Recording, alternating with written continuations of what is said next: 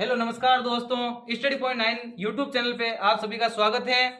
आज लेकर आए हैं करंट अफेयर्स की क्लास नंबर 40। इससे पहले हमने 39 क्लासें कर ली हैं और देखिए इसमें सभी प्रतियोगी परीक्षाओं के लिए जो सेंटर की हो चाहे स्टेट की हो सभी के लिए ये क्लास महत्वपूर्ण साबित होने वाली है। तो देखिए आज के करंट से पहले हम कल के रिविजन कर लेते हैं। कल के क्वेश्चनों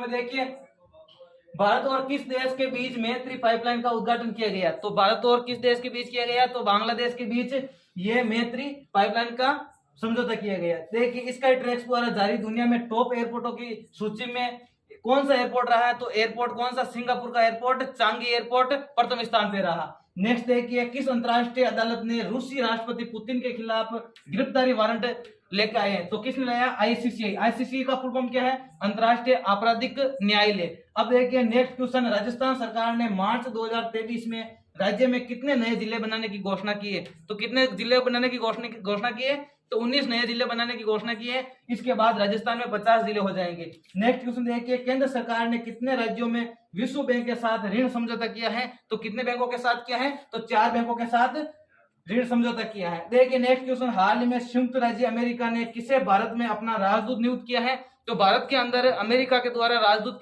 किसे नियुक्त किया गया है, तो एरिक गॉरसेटी को किया गया है। देखिए नेक्स्ट क्वेश्चन, किसे हाल ही में एलआईसी का अंतरिम अध्यक्ष नियुक्त किया गया है, तो एलआईसी के वर्तमान में अब अंतरिम जो अध्यक्ष बनाए गए वो बनाए गए हैं सिद्धार्थ मोहंती को। नेक्स्ट क्वेश्चन देखिए, विपा महिला विश्व मुक्केबाजी चैंपियनशिप का आयोजन किस शहर में किया गया, तो ये किया गया नई दिल्ली के अंदर। अब आते हैं आज के क्वेश्चन के ऊपर।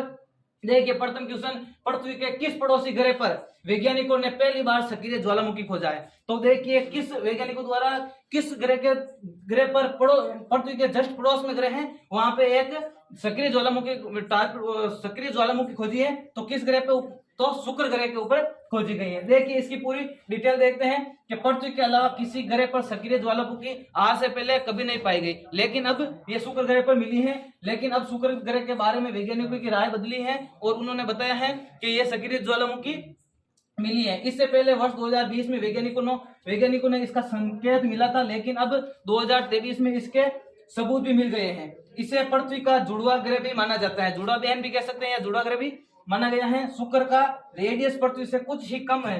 देखिए पृथ्वी का और जो शुक्र का रेडियस है, जो त्रिज्या है वो बहुत कम है और सबसे पास में ग्रह है, इसलिए इसको पृथ्वी की भगिनी भी कहते हैं। शुक्र पर एक वर्ष पृथ्वी के 225 दिनों के बराबर है। अब देखते हैं नेक्स्ट क्वेश्चन, आज के 2 नंबर क्वेश्चन, वैश्विक आतंकवाद सूचकांक 2023 के अनुसार भारत में आतंकवादियों से प्रभावित देशों की सूची में भारत किस स्थान पे है, तो भारत किस स्थान पे है, तो भारत 13वें स्थान के अंदर है। देखिए वैश्विक आतंकवाद सूचकांक है ना, जो सबसे ज्यादा आतंकी कहां पे है उसके आधार पर निर्धारित किया जाता है, तो भारत इसके अंदर 13वें स्थान पे है। देखिए इसकी अब पूरी डिटेल देख लेते हैं। इस रिपोर्ट के मुताबिक आतंकवाद प्रभावित देशों में अफगानिस्तान पहले स्थान पे। देखिए अफगानिस्तान कौन से स्थान पे है, तो अफगानिस्तान प्रथम स्थान पे है और बुर्किना फासो है तो दूसरे स्थान पे है और सोमालिया तीसरे स्थान पे है और माली चौथे स्थान पे है और वही सीरिया है जो 5वें स्थान के अंदर है। देखिए पाकिस्तान आतंकवादी प्रभावित देशों की सूची में कौन से स्थान पे है, तो पाकिस्तान 6ठे स्थान पे है तथा आतंकवादी घटनाओं में मारे गए लोगों की संख्या सर्वाधिक कहां पे है, अफगानिस्तान के अंदर है और वैश्विक स्तर पर दूसरे स्थान पे है। देखिए इसका जारी कौन करता है, तो इसे जारी करता है institute for economics and peace. ये इसका मुख्यालय कहां पे है, तो इसका मुख्यालय ऑस्ट्रेलिया के अंदर है। अब नेक्स्ट क्वेश्चन की चर्चा करते हैं। नेपाल के नए जो तीसरे उपराष्ट्रपति कौन बन गए, तो नेपाल के कौन बन गए हैं, तो शेर बहादुर देउदा जो नेपाल के तीसरे उपराष्ट्रपति बन गए हैं। नेक्स्ट देखते हैं इसकी डिटेल। नेपाल के वर्तमान में प्रधानमंत्री कौन है, तो प्रधानमंत्री नेपाल के वर्तमान में है पुष्प कमल दहल प्रचंड और यहाँ के राष्ट्रपति कौन है, राष्ट्रपति है रामचंद्र पौडेल। यहाँ की करेंसी क्या है नेपाल की, तो नेपाली रुपया। नेपाल की राजधानी क्या है, नेपाल की राजधानी है काठमांडू। देखिए ये नेपाल एक एशिया महाद्वीप का देश है जो भारत से सीमा लगाता है। अब देखते हैं नेक्स्ट क्वेश्चन पर चर्चा करते हैं। जम्मू कश्मीर में मेगा मॉल परियोजना शुरू करने वाली पहली विदेशी कंपनी कौन सी बन गई है, तो देखिए जम्मू कश्मीर के अंदर मेगा मॉल परियोजना के अंदर कौन सी कंपनी ऐसी है जो सबसे पहले परियोजना शुरू की है, तो वो है option number D MR company जो जम्मू कश्मीर के अंदर। देखिए इससे पहले जो अभी 2019 में जो हुआ ना, जम्मू कश्मीर से 300 सीटें हटा दी गई उसके बाद कंपनियों का न्योता दिया गया, सभी विदेशों में जाके भारत सरकार ने विदेशों से आमंत्रित मांगा है और आमंत्रण के अंदर जो कंपनियां आई हैं वो जम्मू कश्मीर के अंदर अपना मॉल खोल रही है और जम्मू कश्मीर डेवलपमेंट स्टेट के अंदर जा रहा है, ठीक है ना। तो इसके अंदर एमआर जो प्रथम कंपनी है जो मेगा मॉल परियोजना के अंदर ये शुरू किया है। देखिए एमआर समूह कुल 500 करोड़ रुपए, कितना रुपए इन्वेस्ट करेगी, तो 500 करोड़ रुपए इन्वेस्ट करेगी, जिसमें मेगा मॉल के लिए 250 करोड़ रुपए जम्मू कश्मीर और श्रीनगर के आईटी टावर के अंदर स्थापित करेगी।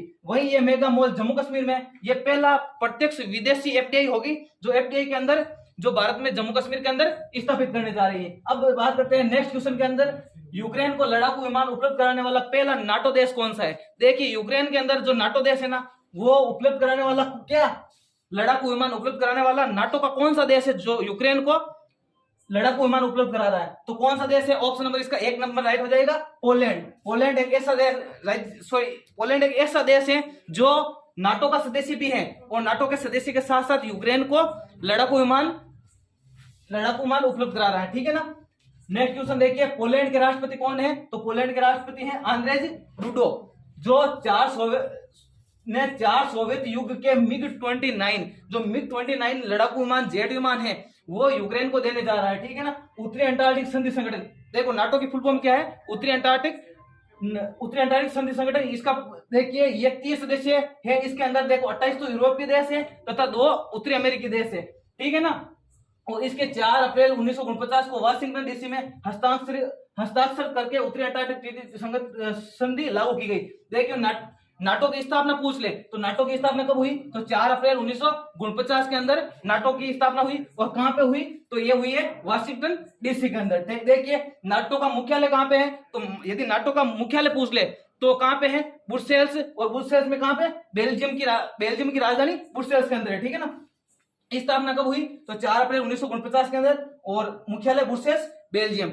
नेक्स्ट देखते हैं, टाइम मैगजीन द्वारा वर्ष 2023 में जारी दुनिया के महानतम स्थानों की सूची में भारत के किन स्थानों को शामिल किया गया। देखिए भारत के किन स्थानों को महानतम स्थानों की सूची में शामिल किया गया, तो देखिए मयूरभंज जो ओडिशा का मयूरभंज स्थान है उनको, और जो भारत का लद्दाख वाला क्षेत्र है जो अब यूटी बन गया है उनको, इन दोनों को, तो इसका सही आंसर हो जाएगा ऑप्शन नंबर सी, इन दोनों को दुनिया के महानतम स्थानों की सूची में शामिल किया गया। नेक्स्ट क्वेश्चन देख, इससे पहले हम इसके इंपॉर्टेंट टॉपिक देख लेते हैं। भारत के मयूरभंज और लद्दाख जो अपने खतरे में पड़े बागों और ऐतिहासिक मंदिरों के लिए जाने जाते हैं। देखिए मयूरभंज जो बागों के लिए जाना जाता है तथा लद्दाख जो ऐतिहासिक मंदिरों के लिए जाना जाता है, ठीक है ना, उनको अब चयनित किया गया है। ओडिशा का मयूरभंज जिला अपने हरे भरे परिदृश्य और समृद्ध सांस्कृतिक विरासत के लिए प्रसिद्ध है।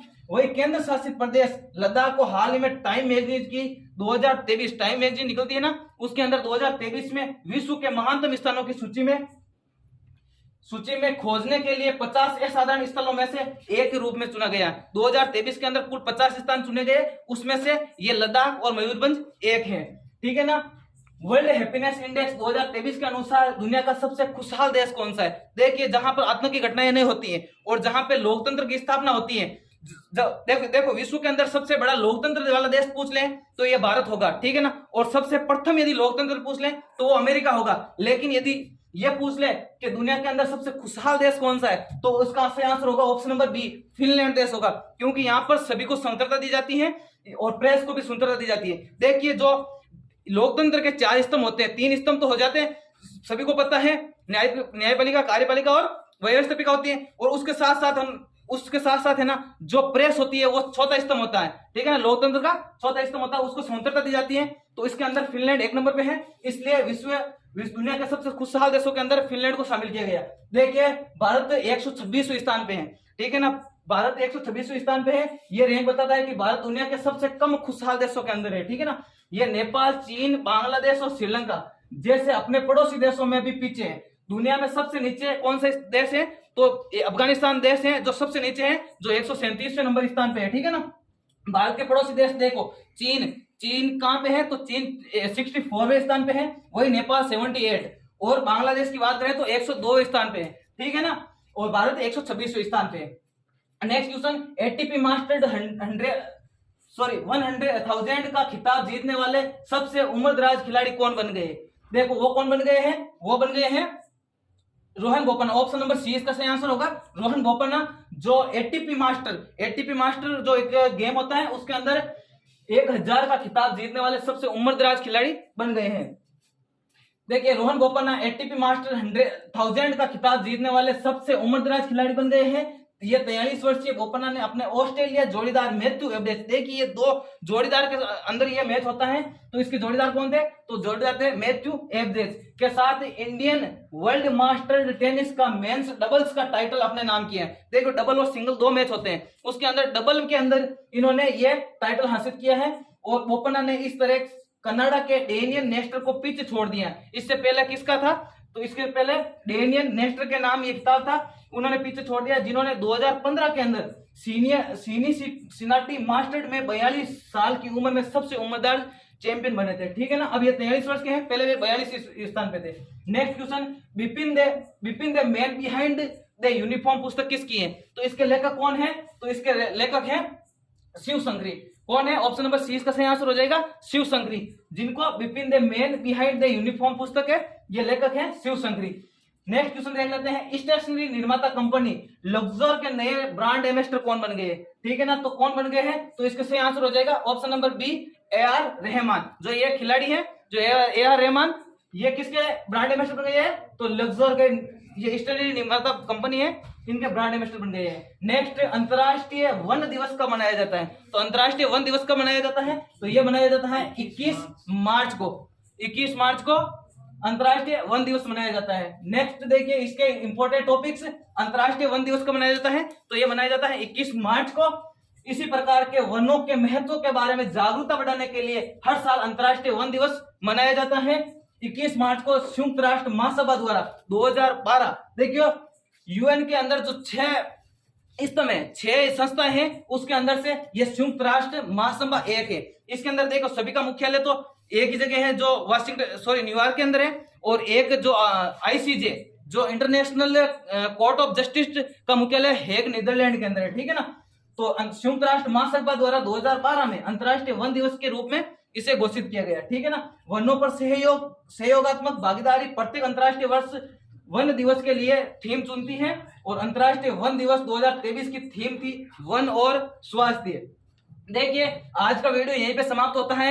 यदि आप चैनल पे नए हैं तो चैनल को सब्सक्राइब करें, तथा इस वीडियो की पीडीएफ पाने के लिए हमारे channel study point 9 Telegram channel है, स्टडी पॉइंट 9, जिसका लिंक डिस्क्रिप्शन के अंदर दिया गया है, उसको ज्वाइन कर लें। तथा यदि वीडियो पसंद आया है तो लाइक कीजिए, तथा हमारे मोटिवेशन के लिए एक प्यारा सा कमेंट कीजिए, तथा चैनल पे नए हैं तो चैनल को सब्सक्राइब कीजिए। धन्यवाद दोस्तों, जय हिंद, जय भारत।